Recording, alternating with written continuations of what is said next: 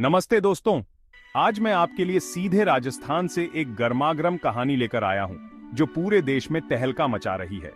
राज्य सरकार ने एक स्कूल की किताब को उसके विवादित कंटेंट के चलते वापस ले लिया है, जिससे राजनीतिक तूफान खड़ा हो गया है।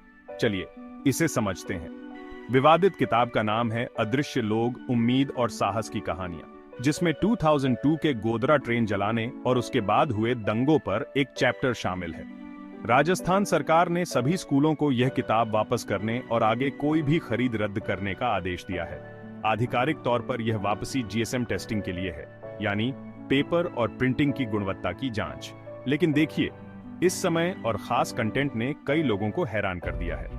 यह किताब एकलव्य फाउंडेशन द्वारा प्रकाशित की गई थी और उनका कहना है कि उन्होंने सभी आवश्यक टेंडर शर्तों का पालन किया है। लेकिन सरकार के इन किताबों को अचानक वापस लेने के फैसले ने लोगों को सोचने पर मजबूर कर दिया है कि क्या कहानी में कुछ और भी है। राजनीतिक आरोप प्रत्यारोप के खेल से यह विवाद और गहरा हो गया है। एक तरफ हमारे पास शिक्षा मंत्री मदन दिलावर हैं, जो किताब वापस लेने का बचाव कर रहे हैं। वह पिछली कांग्रेस सरकार पर उंगली उठा रहे हैं, यह दावा करते हुए कि उन्होंने इन किताबों को मंजूरी दी थी। दिलावर कहते हैं कि वर्तमान सरकार गुणवत्तापूर्ण शिक्षा के बारे में है और स्कूलों में अनुचित या विवादास्पद सामग्री बर्दाश्त नहीं करेगी।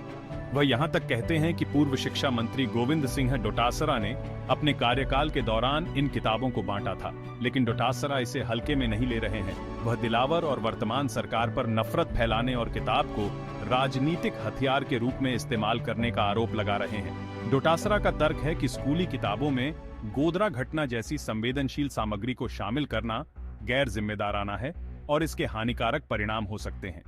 वह मामले की पूरी जांच की मांग कर रहे हैं, पारदर्शिता और जवाबदेही की बात कर रहे हैं। अब बात करते हैं खुद गोधरा घटना की। यह भारत में एक बेहद संवेदनशील और ध्रुवीकरण करने वाला विषय है। 2002 में गोधरा ट्रेन जलाने और उसके बाद हुए दंगे दुखद और हिंसक घटनाएं थीं, जिन्होंने देश पर गहरा निशान छोड़ा है। ऐसे विषय को स्कूली पाठ्यक्रम में शामिल करना भावनाओं और विवादों को जन्म देना तय है। तो यहाँ से हम क्या सीखते हैं? एक तरफ सरकार का दावा है कि यह सब शैक्षिक सामग्री में गुणवत्ता और उपयुक्तता बनाए रखने के बारे में है।